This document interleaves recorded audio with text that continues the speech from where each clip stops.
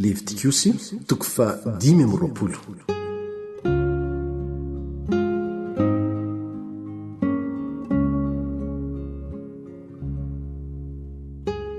Ary Jehovah niteny tamin'i Mosesy teo an-tendrombohitra Sinay ka nanao hoe: mitenena amin'ny zanak'Israely hoe, rehefa tonga any amin'ny tany izay omeko anareo ianareo, aoka hisy fitsaharana ho an'ny tany, dia sabata ho an'i Jehovah.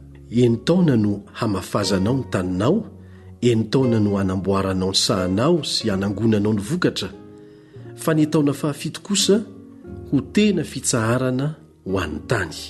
Dia sabata ho an'i Jehovah, aza mamafy amin'ny taninao ianao ary aza mamboatra ny sahanao.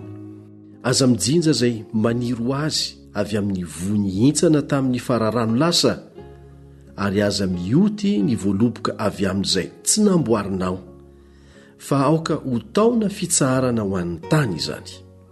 Ary izay maniro azy amin'ny sabatan'ny tany no hohanina ho anao sy ny ankizilahinao sy ny ankizivavinao sy ny pikarama sy ny vahiny eo aminao sy ny biby fiompinao ary ny bibidia izay eo amin'ny taninao, izay vokatra rehetra eo no hohaniny. Ary manisa sabata taona 7 ho anao, dia 7 taona impito, ka ny anisanao ny andro n'ireo sabata taona 7 ireo dia 7 taona.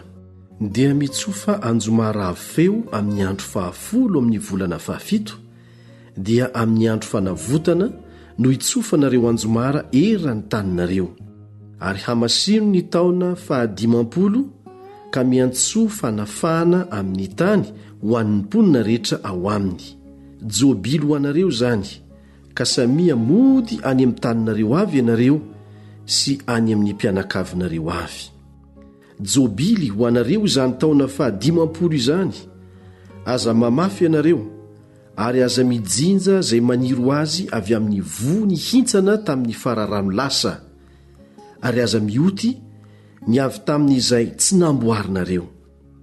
Fa jobily izany ka ho masina ho anareo, izay vokatra alaina ny antsaha no hohaninareo. Amin'izany taona jobily izany dia samy ody any amin'ny taninareo avy ianareo. Ary raha mivarotra na mividy zavatra amin'ny namanao ianao, aza misy manao sarotra araka nisan'ny taona aorian'ny jobily no ividiananao amin'ny namanao, ary araka nisan'ny fararano no ivarotany aminao. Araka ny hamaroan'ny taona no hampitombonao ny vidiny, ary araka ny hafitsian'ny taona sisa no hampienanao ny vidiny, fa araka nisan'ny fararano no hivarotany aminao. Ary aza misy manao sarotra ianareo, fa matahorana ao, fa izao ny Jehovah Andriamanitrareo. Ary arao ny didikio, ary tandremo ny fitsipikio, ka arao izy, dia handro fa izay amin'ny tany ianareo.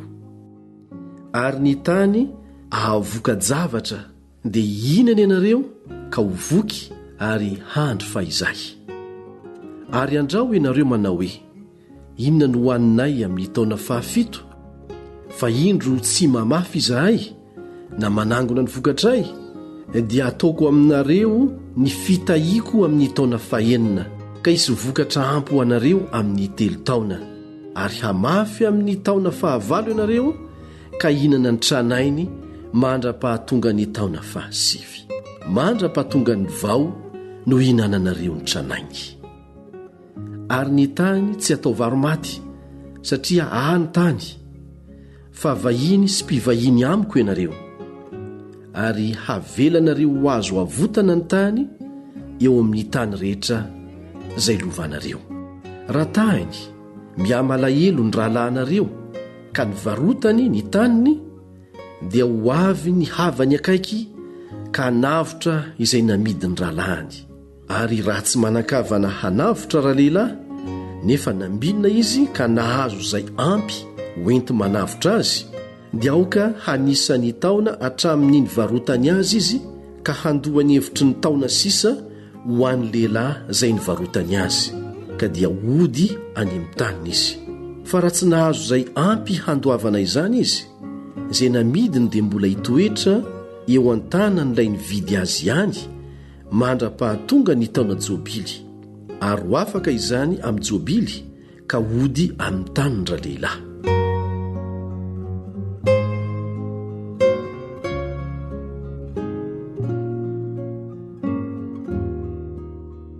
Ary raha misy olona mivarotra trano hitoerana ao amin'ny tanàna mimanda dia azo manavitra azy izy mandra-pahatapitry ny herintaona ny varotany azy, fa ao anatin'izany no azony manavitra azy. Fa raha tsy voavitra mandra-pahatapitry ny herintaona kosa ilay trano ao amin'ny tanàna mimanda dia tapaka ho varo maty ho an'izay nividy azy sy ho an'ny taranany izany. Tsy ho afaka izany na dia amin'ny jobily aza.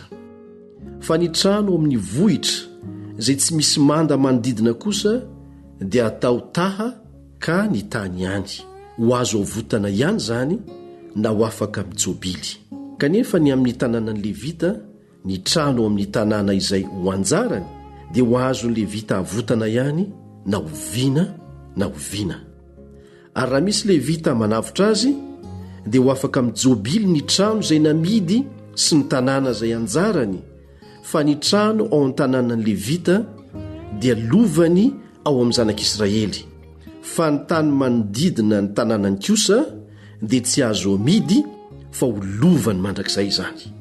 Ary raha miha-malahelo ny rahalahinao izay miara-monina aminao ka reraka dia vonjeo izy ka aoka mba ho velona eo aminao tahaka ny vahiny sy ny mpivahiny izy. Aza maka zana-bola na tombony aminy fa matahora an'Andriamanitra ao mba ho velona eo aminao ny rahalahinao. Aza mampanana vola aminy ary aza mampisambotra hanina azona tombony.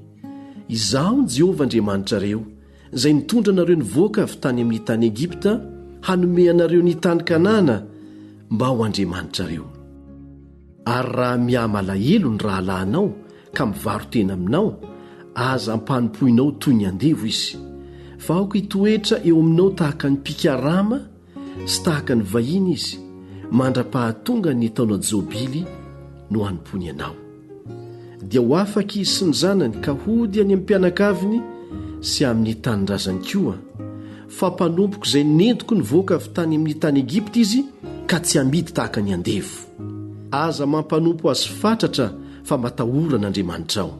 Ary ny amin'izay ho andevolahinao sy andevovavinao dia amin'ny jentilisa izay manodidina anareo no hividiananareo azy, ary amin'ny zanaky ny vahiny eo aminareo sy amin'ny taranany izay aterany eo amin'ny taninareo no hividiananareo koa, ary dia ho fanananareo izany.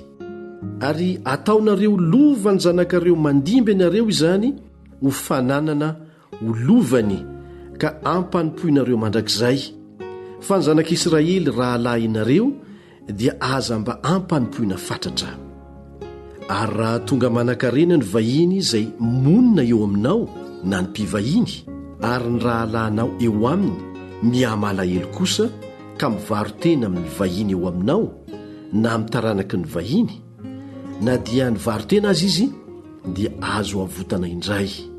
Ny anankiray amin'ny rahalahiny no mahazo manavitra azy. Na ny rahalahy ndrainy na ny zanak'olo mirahalahy aminy na izay havany akaiky azy amin'ny mpianakaviny no mahazo manavitra azy.